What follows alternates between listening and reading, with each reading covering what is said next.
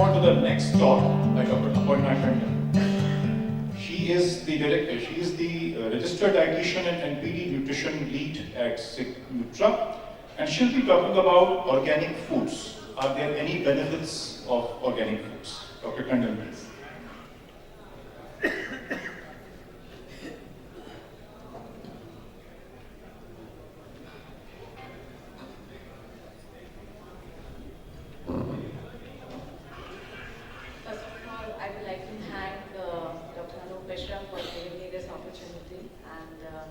I've attended this symposium many times as a delegate, and this is the first time I am on the dais and giving and sharing my views on the topic which is assigned to me. So thank you very much, sir.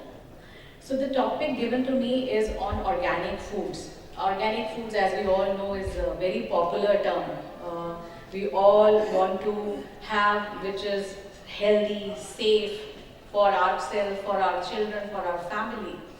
But are there any health benefits? So this is the topic we'll be covering, and in my subsequent slides I will be sharing some study data, something from the regulation side as well.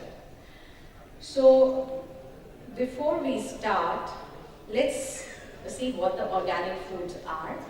Most of us must be knowing this. Just to recapitulate, so organic foods are the foods which are produced without using any synthetic pesticides, chemical fertilizers, eradications, or chemical food additives that have been produced in accordance with the organic productions standards. So there are standards which were not there in India earlier, but now we have these standards as well. So we'll be covering those parts as well.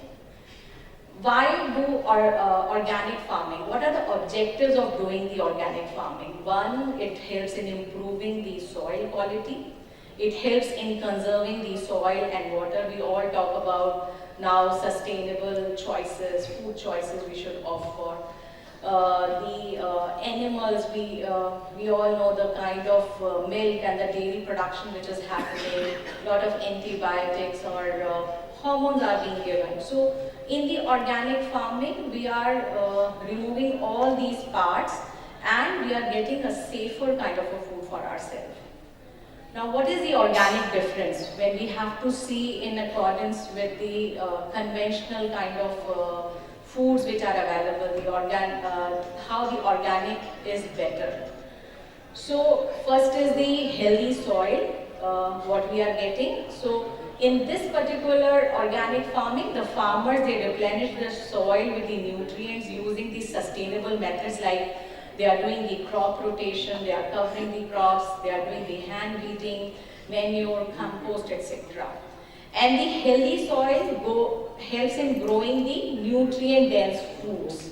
So the nutrient content is going to be on a higher side. It helps in storing the carbon dioxide, which helps slow down the global warming as well.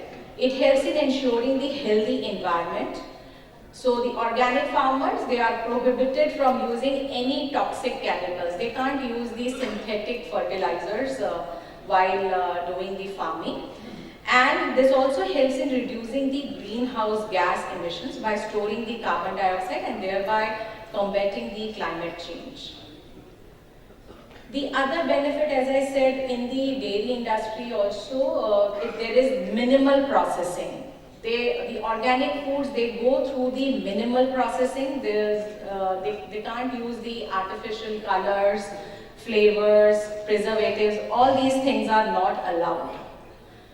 And also the human-animal treatment, like how they are keeping the animals in the farm. They are not kept in cages. They are allowed to roam around, and that is why the productivity improves. The acclimation of cattle can improve in productivity through the reduced fear and stress. They are safe, they are cage-free, and they are allowed to roam and live. The no toxic persistent pesticides. So in organic farming, only the natural pesticide active substances are permitted. There is less frequent use than the synthetic pesticides, And the synthetic pesticide residues, if we see in the conventional agricultures, what the conventional foods we consume, around 85 to 95% of pesticides residues are there in the fruits and vegetables which are grown through the conventional ways.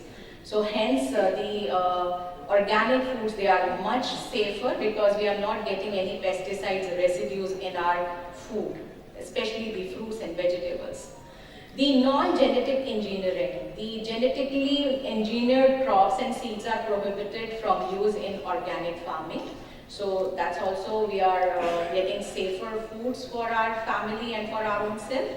The other differences include there is no synthetic nitrogen fertilizers being used, no antibiotics or synthetic growth hormones being used, no seaweed sludge or eradication, or there are also the strict regulations which ensures that safe food is prepared while using the organic farming techniques.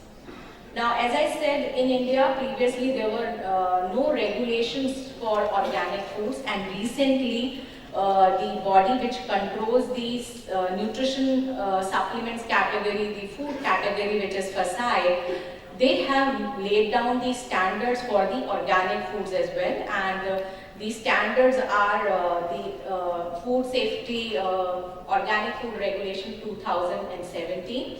And even we can see the logo on the pack. If the food is saying it is an organic food, in India they will be getting this Jaivik Bharat green logo also, which they can use on their product. So this will also help in ensuring that whatever is coming either in India or it is going outside India for the export market as well or for the import, they will be carrying this Jaivik Bharat logo on their food packets. The FSSAI regulation, they also recognizes these two systems of certification. One is which is by the Ministry of Agriculture and Farmers Welfare, which is known as PGS, Participatory Guarantee System, and the other one is by the Ministry of Commerce and Industry, which is known as NPOP, which is National Program for Organic Production. So these standards, each person who's claiming to have the organic foods, they have to follow all these standards. They will get these certifications from the government, and then only they can say that their product is organic. And these kinds of logo also which are there, they can use these logos on their food packs. Now coming to the difference what the organic and the non-organic or the conventional foods they have. So the parameters are synthetic pesticides, which is not there in organic but will be there in inorganic produce. Seaweed sludge, not there in organic. Growth promoting antibiotics, not there in organic foods, fertilizers, insecticides, ingredients which are laced with residues from the neurotoxin hexane is not there in your organic food. So these are few of the benefits one can get from the organic foods. Now we have from all these slides we got to know that the organic foods are safe because we are not getting the hormones, we are not getting the pesticides in our food. But are these more nutritious as compared to the conventional food? So this is one query, yes, and a lot of work is being going on. And there are some studies which suggest that on an average, organically grown fruits and vegetables may contain slightly higher levels of vitamin C, some trace minerals, antioxidants, phytonutrients than the conventionally grown produce. But the evidence is still unclear. I have tried to check the latest data, so I am not quoting any very late studies. So the recent ones which I have gone through, the organic versus conventional food. So organic foods, they are found to have lower levels of toxic metabolites, including the heavy metals such as cadmium and synthetic fertilizers, and they have reduced the exposure of antibiotic resistant bacteria. This is as per the study systematic review. The other study which I could found is on the health implications. So this may help in reducing some risk of allergic diseases and of overweight and obesity, but the evidence is not conclusive. as the consumers who are consuming the organic food, they are also following the healthier lifestyle. So you can't say just this is happening just because of the organic food, it could be because of their lifestyles.